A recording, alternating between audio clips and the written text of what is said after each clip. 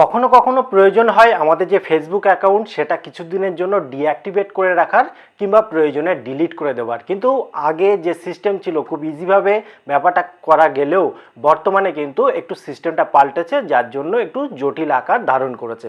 তো আপনি যদি চান কখনো প্রয়োজনের খাতিরে ফেসবুক অ্যাকাউন্টকে কিছুদিনের জন্য ডিঅ্যাক্টিভেট করে রাখতে বা ডিলিট করতে, তাহলে কিভাবে করবেন সেটাই আজকে শিখবো। হাই ফ্রেন্ডস, আমি সৌমেন নতুনের ডাকে আপনাকে স্বাগত। এই ধরনের ইন্টারেস্টিং এবং ইউজফুল ভিডিও দেখার জন্য অবশ্যই চ্যানেলটি সাবস্ক্রাইব করে বেল আইকন অল নোটিফিকেশনটি অন করে রাখুন। তো চলুন শুরু করি এবং দেখে নিই। তো আপনি প্রথমে ফেসবুকটাকে ওপেন করে নেবেন। ওপেন করার পর একদম উপরে দেখুন 3 লাইন পয়েন্ট পাবেন। ওর উপরটায় যখন ক্লিক করবেন স্ক্রল করে নিচের দিকে আসলে সেটিং অ্যান্ড প্রাইভেসি পাবেন। এর উপরে ক্লিক করলে আবার পাবেন সেটিং অপশান।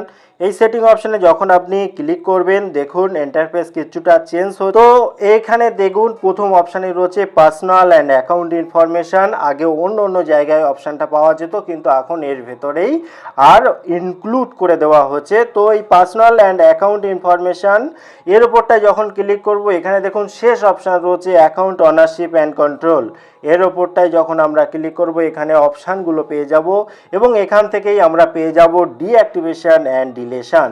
দুটো অপশানের মধ্যে দুটো আলাদা কাজ আছে। আপনি যদি চান কিছুদিনের জন্য আপনার অ্যাকাউন্টটাকে একটু লুকিয়ে রাখবেন, ডিঅ্যাক্টিভ করে রাখবেন, যাতে করে কেউ আপনাকে সার্চ করে খুঁজে না পায়, বা আপনি নিজে থেকে চাইছেন কিছুদিন ফেসবুক থেকে নিজেকে লুকিয়ে রাখতে, তাহলে এটা করুন। আপনার অ্যাকাউন্ট সুরক্ষিত থাকবে এবং নির্দিষ্ট টাইমের পর আবার অ্যাক্টিভ হয়ে যাবে। এবার আপনি যদি চান না আমি পার্মানেন্টলি ডিলিট করতে চাই আমার অ্যাকাউন্ট, সেক্ষেত্রে দেখুন নিচে অপশান রয়েছে ডিলিট অ্যাকাউন্ট। এর ওপরটায় আপনি ক্লিক করে দেবেন এবং এখানে দেখুন কন্টিনিউ টু অ্যাকাউন্ট ডিলেশনের অপশান রয়েছে, এর ওপরটায় ক্লিক করবেন। ক্লিক করার পর দেখুন এখানে বলতে চাইছে যে আপনি একটা কারণ জানান, যে কি কারণে আপনি অ্যাকাউন্ট ডিলিট করতে চাইছেন। আপনি চাইলে এখান থেকে জানাতে পারেন। না মনে হলে কন্টিনিউ টু অ্যাকাউন্ট ডিলেশন এর ওপরটায় আপনি ক্লিক করে দেবেন। ক্লিক করলে দেখুন এখানে অনেকগুলো অপশান রয়েছে। পার্মানেন্টলি ডিলিট অ্যাকাউন্ট অপশানে যাওয়ার আগে এখানে পড়ে নিন। যদি আপনি চান যে আপনার ইনফরমেশানগুলো সব ডাউনলোড করতে, এখানে ডাউনলোড করে নিন। যা যা করার করে নেওয়ার পর আপনি এখানে দেখুন ডিলিট অ্যাকাউন্ট অপশান রয়েছে, এর ওপরটায় আপনি ক্লিক করলে এখানে আপনার পাসওয়ার্ড জানতে চাইবে, অর্থাৎ ফেসবুকের লগইন আইডি এবং পাসওয়ার্ড, যে পাসওয়ার্ডটা ছিল সেটা এখানে আপনাকে দিতে হবে।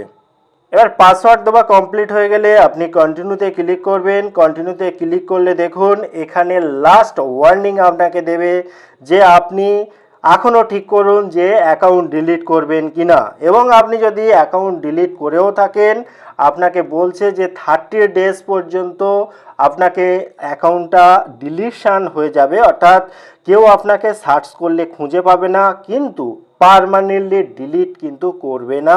30 দিন হোল্ডে রাখবে। আপনি চাইলে এই 30 দিনের মধ্যে পুনরায় অ্যাকাউন্টটা চালু করতে পারেন, যদি আবার আপনি যুক্ত হতে চান ফেসবুকে একই অ্যাকাউন্ট দিয়ে। তা না হলে আপনি যদি 30 দিনের মধ্যে আর অ্যাকাউন্ট না ওপেন করেন, অর্থাৎ লগইন আইডি এবং পাসওয়ার্ড দিয়ে না ওপেন করেন, তাহলে পার্মানেন্টলি আর ফেসবুক রিমুভ করে দেবে বা ডিলিট করে দেবে আপনার অ্যাকাউন্ট।